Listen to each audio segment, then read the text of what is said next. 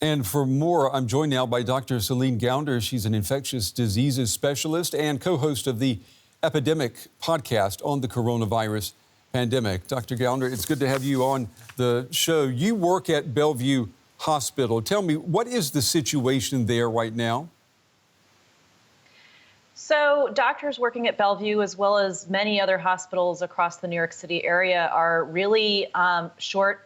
We have a very serious shortage of personal protective equipment. So most of us are operating without the appropriate N95 respirator masks. Even surgical masks and face masks, face shields, gowns are in short supply. And that means not only can we not protect ourselves appropriately against infection, but it means that if we do have patients who are in the hospital, the few who remain in the hospital who do not have COVID-19, it puts us at risk for also infecting them with this virus. So it's really quite a concerning situation. You know, there have been shocking statistics and images coming out of New York. One New York resident died every 12 minutes from the coronavirus over the weekend. That was according to the city's health department. And there is now a field hospital set up in Central Park. What message should these images be sending to the world outside of the United States? Well, I hope people will learn from the mistakes of New York City and for that matter, the mistakes of Wuhan and Italy and so on. I think, unfortunately, what we're seeing again and again is until people see this in their own backyard, they're not taking the appropriate measures. They're not being aggressive enough.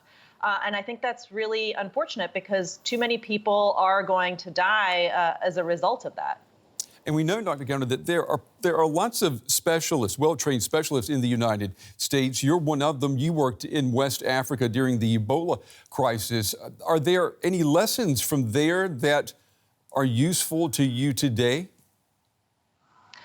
Well, I think to me what is most analogous are the conspiracy theories, the idea at the time that Ebola was a hoax.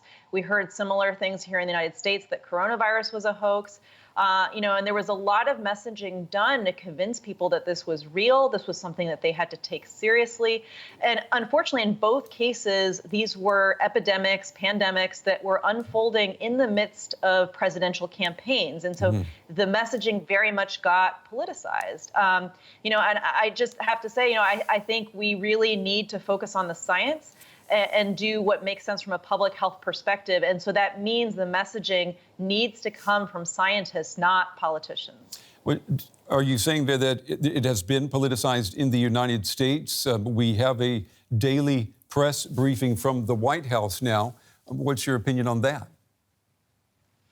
Well, again, I think those need to be led by the scientists who are really spearheading the response. I think the problem is when you have politicians that are doing the messaging, people will decide whether they believe the message or not based on whether they like the politician or not. And so even if what they're saying is true, it really muddies the message. So whether it's Dr. Tony Fauci, Dr. Deborah Birx, one of those leading scientists should be really the ones who are doing the messaging, not politicians really on either side of the aisle. Dr. Celine Gounder joining us tonight from New York. We listen to your podcast, Epidemic, as often as we can, Dr. Gounder. It's an excellent piece of work. Thank you. My pleasure. Thank you.